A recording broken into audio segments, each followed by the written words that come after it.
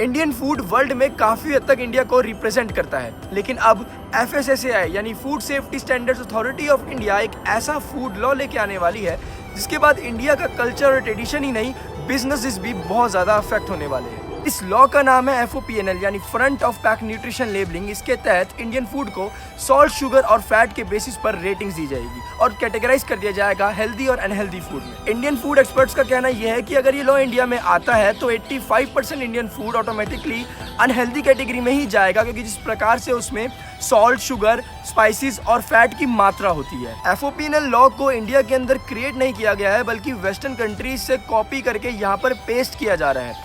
किसी भी प्रकार का इंडियन फूड्स पर या इंडियन फूड ईटर्स पर लार्ज स्केल पर न्यूट्रिशन या साइंटिफिक स्टडी भी नहीं हुई है इस लॉ को इम्प्लीमेंट करने से पहले। हमारे देश के डिफरेंट रीजन का डिफरेंट खाना ही हमारे देश की पहचान है, और अगर ऐसे लॉ से इस पहचान को ही नष्ट कर दिया जाएगा तो ऐसे लॉ का कोई भी फायदा नहीं है। ऐसा नहीं है कि बाहर के जो फूड्स होते हैं वो हेल्दी होते हैं, बल्कि वो सबसे ज़्यादा अनहेल्दी होते हैं, लेकिन केमिकल्स वगैरह इतने ज़्यादा डालकर उनको ऐसे दिखाया जाता है टेस्टिंग के टाइम पर कि ये तो बहुत ही हेल्दी है, जबकि ऐसा नहीं होता है।